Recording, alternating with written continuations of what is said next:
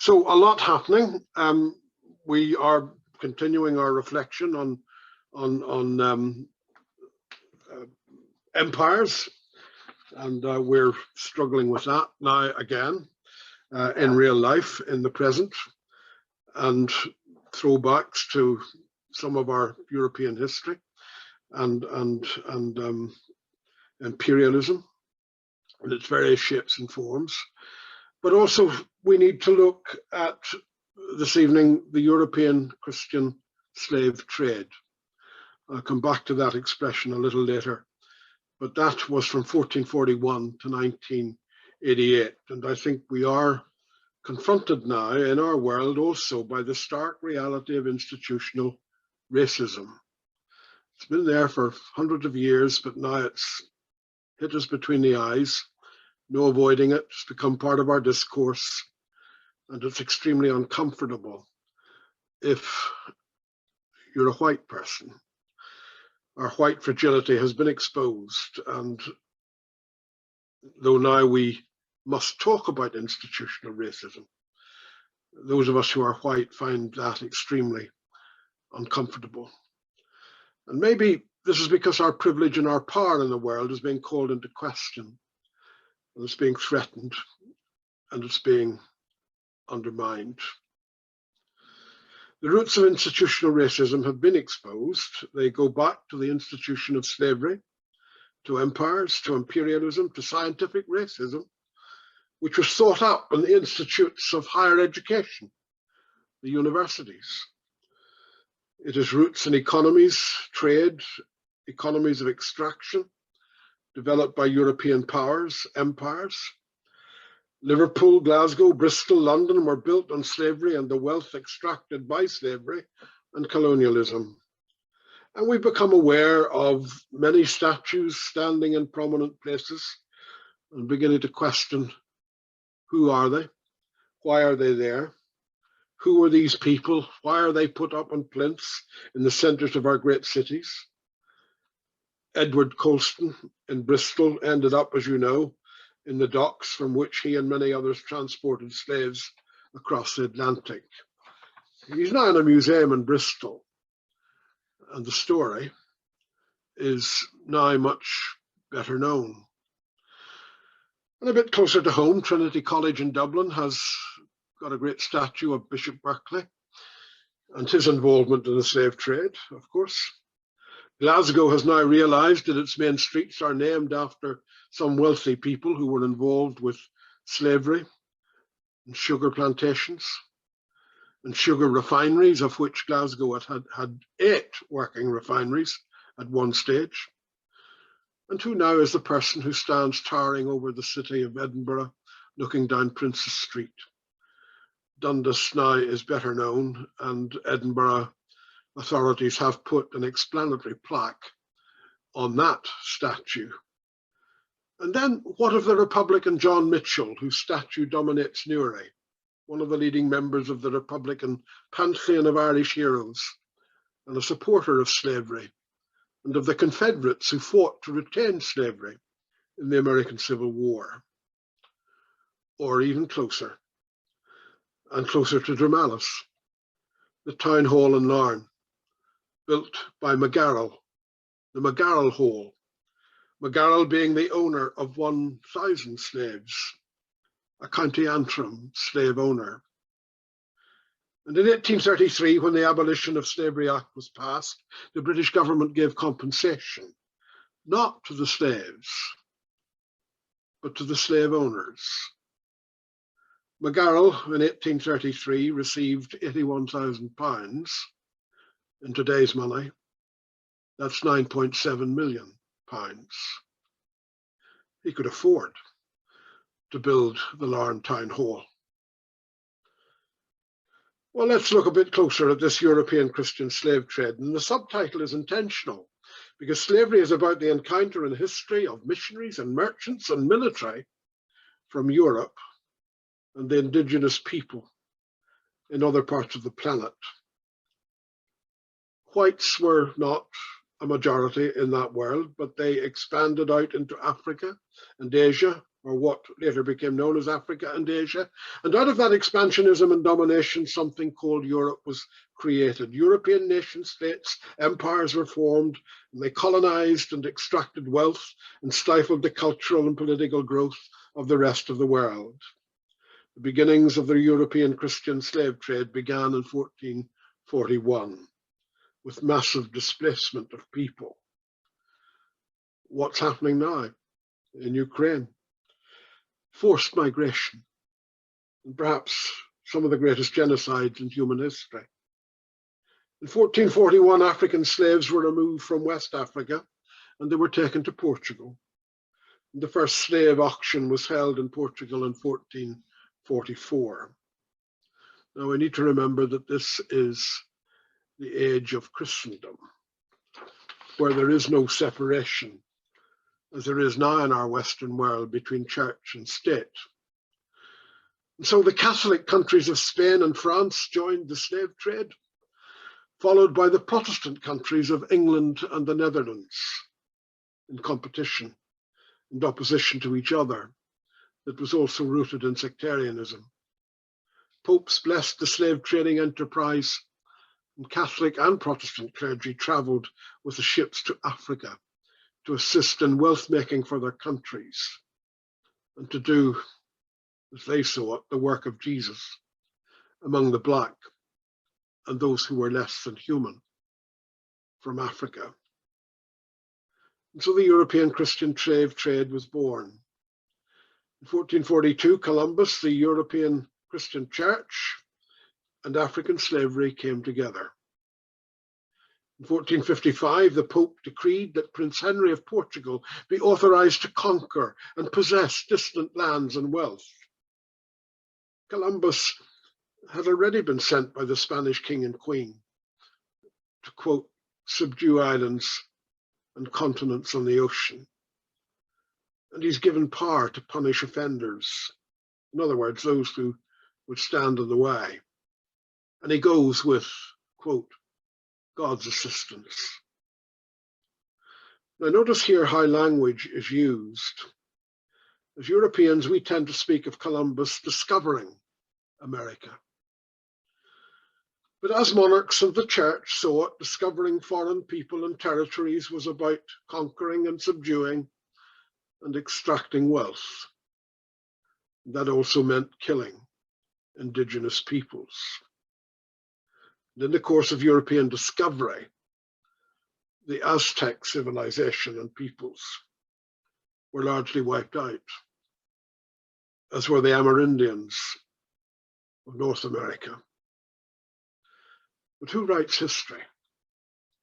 Europeans decided that Columbus discovered the Americas. For the losers, Columbus conquered the Americas. And that is a vastly different take on history.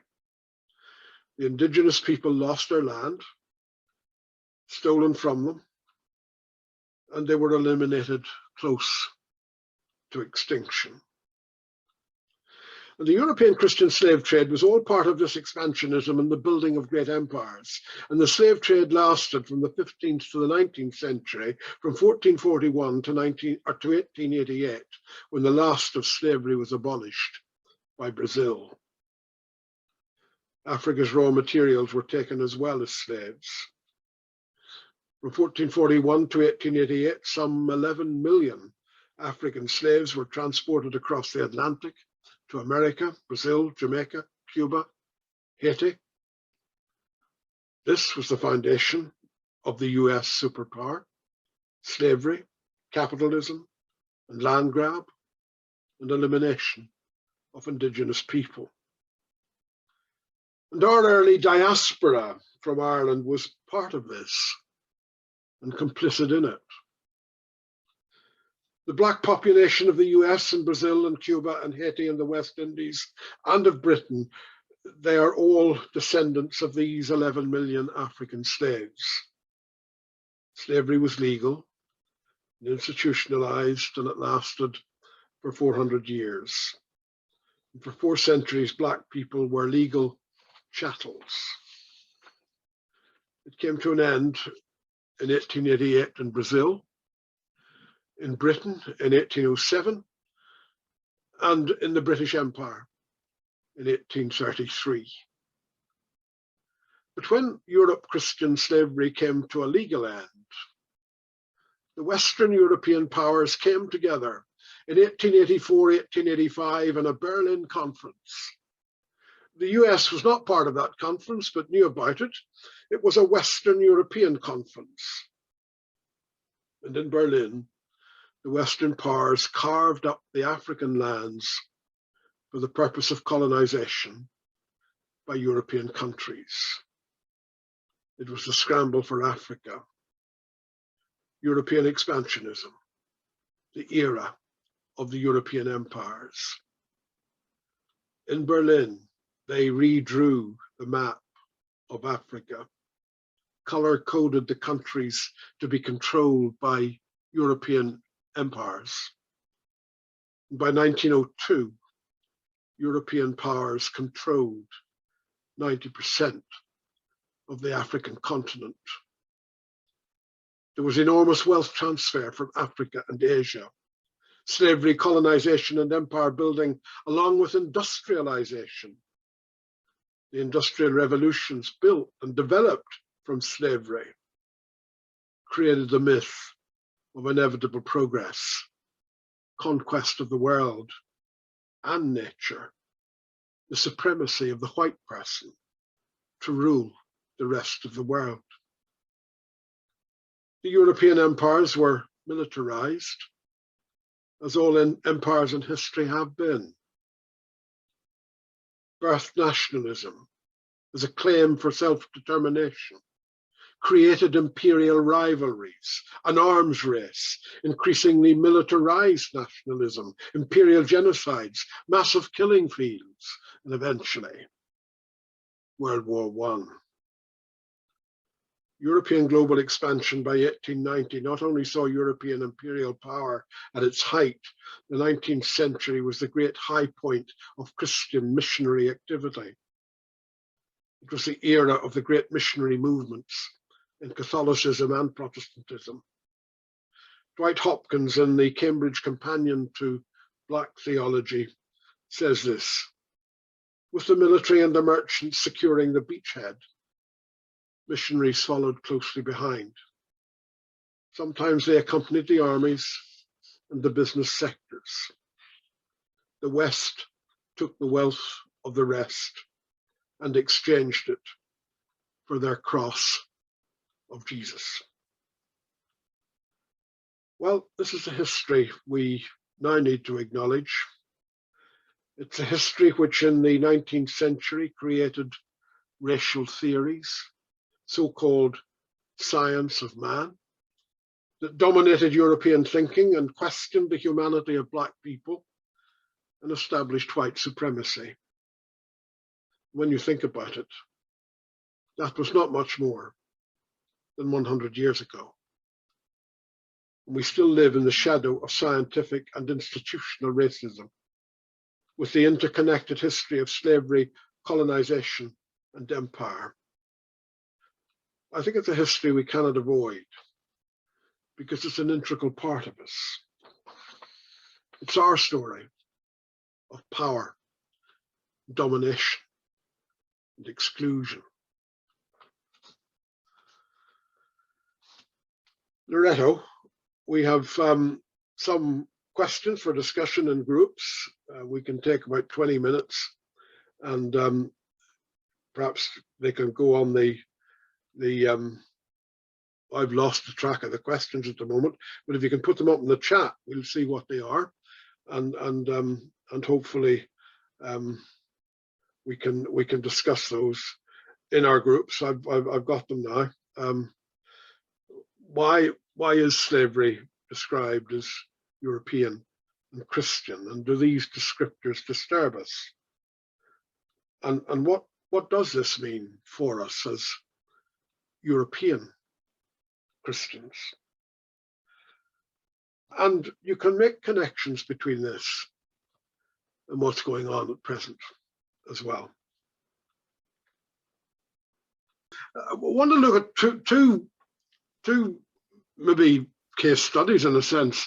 We might call them that in the second part of the evening. Two European powers in Africa, their experience, their story. And one is by looking at Germany's forgotten genocide. And then I suppose the other we might call when Britannia ruled the waves. The German Empire was a late starter in some ways. It only really came into being in 1871 at Versailles. It came into being in the Palace of Versailles because that is where they had gathered, humiliating the French in the process, having defeated the French in a Prussian-French war. And at Versailles, the German Empire was declared. Kaiser Wilhelm I was declared as emperor. And the person behind all of that was the big, high-profile, well-remembered, I suppose, for better and worse, chancellor, who was Bismarck, Otto von Bismarck. Bismarck was a very ruthless and skillful strategist, and he was not going to allow anything to develop that would put that rising German imperial power, Prussian German Empire, at risk.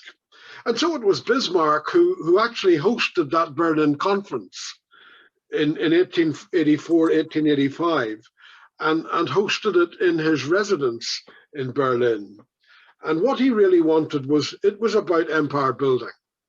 But he wanted to be very careful that empire building would be empire building by rules.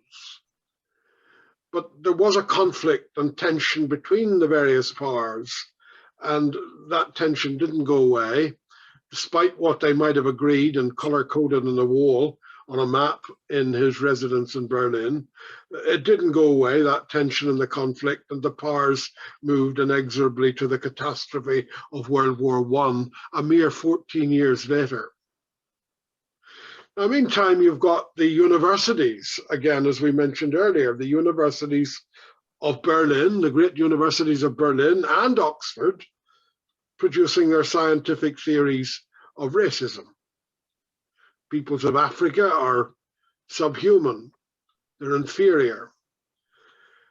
And by 1884, 1 million square miles of Africa is under German control. 14 million Africans are now colonial subjects of Germany.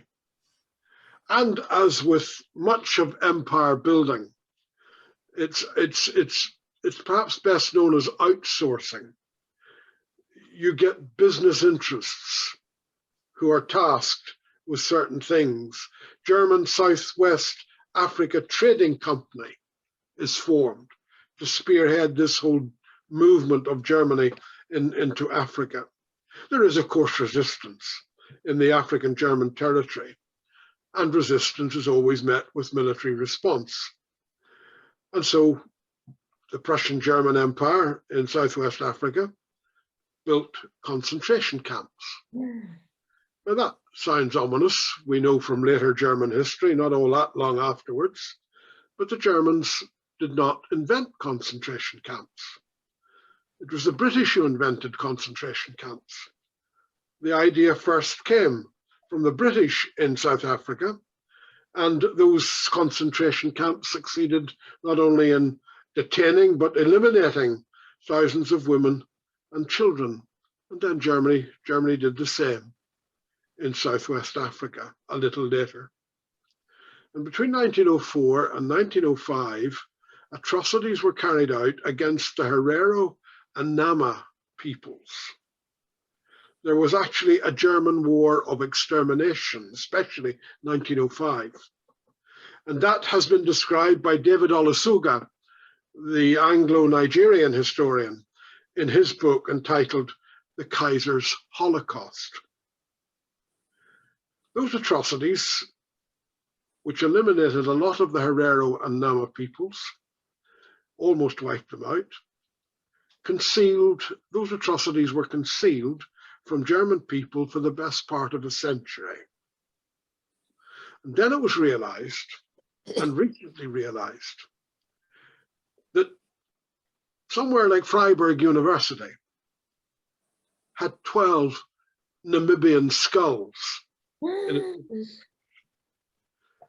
That a medical history museum in Berlin had 47 Namibian skulls.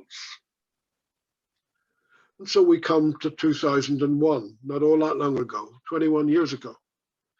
The Herero people filed a legal claim against Germany for reparations.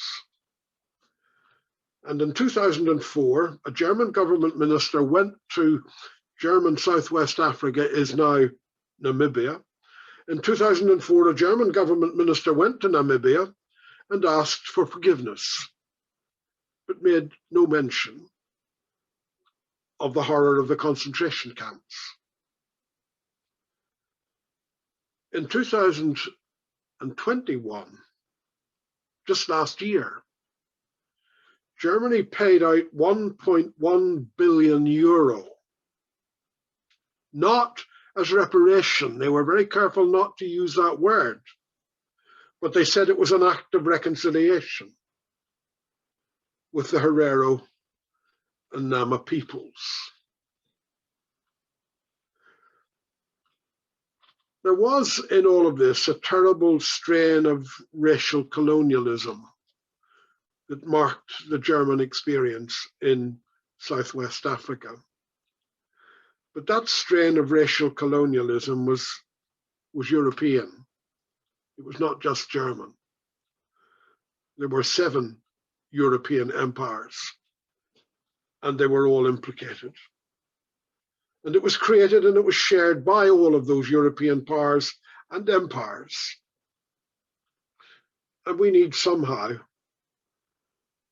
to come to terms still with what all that did to Africa. Well, let's leave the Germany's forgotten genocide for the moment and turn to Britannia. If you're into horse racing, and many Irish people are into horse racing, it seems, then you will know that Newmarket has the 2,000 guinea stakes and the 1,000 guinea stakes. Strangely named, we may think, horse races, big money. But Newmarket is the only place in 21st century Britain where the guinea is used and where horse sales are still priced in guineas. A guinea, you may remember, was 21 shillings, or in present day currency, £1 and 5p. And the guinea was a gold coin from Africa's Guinea coast.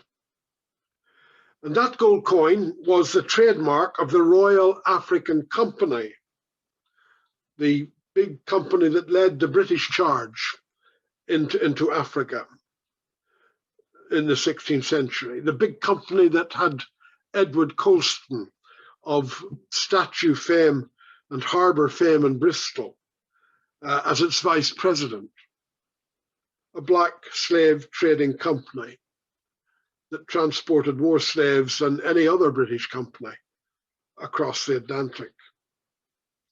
Now, royal meant, as royal usually does mean, by royal appointment. And it means that this Royal African Company from the very beginning was heavily invested in by monarchy. And key to it was Elizabeth I, also Charles II and James II. And the guinea was inseparable, in fact, from the Black history and Africa. And Black history and Black people have been largely, it seems, written out of British history, or very reluctantly, or now perhaps being recognised at last. England arrived in Africa by the mid-16th century. Things had been so good that Queen Elizabeth provided 2 of her ships, Queen Elizabeth I provided 2 of her ships for one of the expeditions. Now there's a big question. Why are these people black? Why are they not white? Why are they black? And there were the various theories that were being created. And Christianity came up with an answer to that. And Christianity's answer was, they thought and believed, a biblical answer for black dehumanization, if you like. It went back to the old story of Noah and Genesis. And Noah's son Ham had humiliated his father and was cursed in the story in perpetuity. Ham's son Canaan was to be a servant for all time. Now you can see where they were beginning to pick up themes. For all that, Genesis had no mention whatsoever of skin color, but the exegetes racialized the story and racialized the curse of Ham. And so all of this had a biblical justification. Britain became a great slave trading power. And paradoxically, I suppose, the Bible having been used to justify slavery, somehow then began to undermine slavery, as the slaves themselves, with the help of Quaker and Moravian and Methodist teachers, began to read the Bible in a different way. And they created the African spirituals. And the Bible story was read differently, as a liberation from slavery. And key to that was the Exodus story from the slavery of Egypt. So in England, a moral crusade began against slavery. And in 1833, the Slavery Abolition Bill was passed. And then, as we mentioned earlier, the government did what we might think now is a very strange thing. It compensated not the slaves, but 46,000 British slave owners. And it paid out in compensation to the slave owners because they lost business, because they lost their property, quote, they paid out £17 billion. McGarrell of Larne, you remember, got 9.7 million of that. 800,000 slaves were set free. Well, not immediately, took about 4 years to really find a freedom. But maybe we need to remember that a key player, and very much a key player in the abolition battle in England, was Daniel O'Connell, the liberator, who in 1829 had achieved Catholic emancipation in both Ireland and Britain, and also emancipation for Jews. And at the big crusade initial meeting, O'Connell was a keynote speaker. So the so-called liberator in Ireland, O'Connell, is a key player in the movement towards the abolition of slavery in Britain. Now, Britain had been the world leader in the slave trade. And then it became the moral leader for abolition. And at the same time, naval ships were patrolling the African coast, and they were setting boatloads of slaves free. All very good, but there was a huge big blind spot. The economics of extraction were still at work from Africa. And the greatest blind spot of all, perhaps, was the Industrial Revolution, built on American slavery and the cotton plantations. And the Industrial Revolution was built on the backs of the slaves. And then the American Civil War produced a crisis for the English mills. In America, the northern blockade of the Confederate South stopped the flow of cotton to the mills in Lancashire. Liverpool backed the Confederates, as did Oldham. Liverpool built 36 blockade ships and crewed them to break the northern blockade of the southern part of America. And thousands gathered in public protests in support of the American South, with one exception. And that one exception was Rochdale. Rochdale was the outstanding exception at the time. Now, no cotton meant terrible poverty through unemployment, but Rochdale was strongly pro-North and passionately anti-slavery. And as far as the people of Rochdale were concerned, the plantation owners were just like the mill owners and the aristocrats of Britain.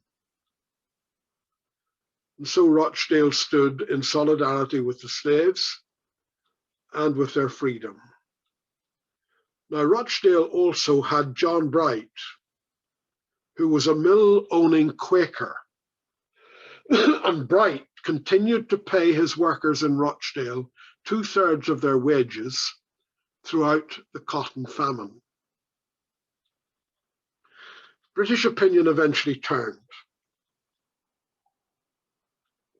and there was support for President Abraham Lincoln and for the abolition of slavery through the 13th Amendment to the American Constitution in 1865. Slavery had lasted for 400 years. The British Empire had been a world slavery leader. It became the moral leader to abolish slavery, but not without hypocrisy and a huge blind spot. The reality was, as Ashley Jackson has put it in his book, The British Empire, the British Empire was a racial construct in which whites were of higher status than non-whites, while the European empires, all of them, were racial constructs. And in shaping a European hegemony, they shaped a world in which whites were superior, supreme, and privileged. We need, I think, to be critically conscious and aware of our European imperial history in the context of global history. We look at the world, perhaps even unknowingly or unconsciously, through white lens, maybe without realizing that these lenses are literally colored by the history and the legacies of Western and European imperialism. Now, that is a very limited worldview that is neither universal nor objective. It is in fact shaped by two very Western ideologies: universal individualism and objectivity. None of us, of course, is sectarian. None of us is racist, because we think individualistically. And in the ideology of individualism, race is irrelevant. But we're not individuals. That's a European Enlightenment idea. We belong to social groups. We are socialized into those groups. And racism is socialized, systemic, and structural. It is institutionalized racism. And as for objectivity, that is a Western imperialistic claim. White Western Europeans defined the truth for the rest of the world. And that included the truth of scientific racism that dehumanized Black and people of color as if white was not a color also. But as people and social groups, we carry, I think, far too much bias to ever be objective.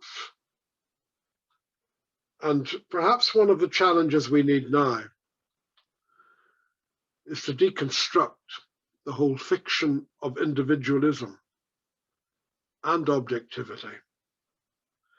But in all of this, we have a global past to acknowledge. And in the midst of what's taking place now, with all echoes of imperialism again, a more just future somehow to build. Well, we're not going into groups. We're going to we'll have an open discussion and join in. We a couple of questions might provide a framework. We don't have to stay with them. But why is it that we know so little? We seem to know so little about, for example, and why do German people know so little about their history in Africa and British history in Africa and elsewhere? How do we deal with these pasts? And maybe there's an awkward question. Are we still living with blind spots?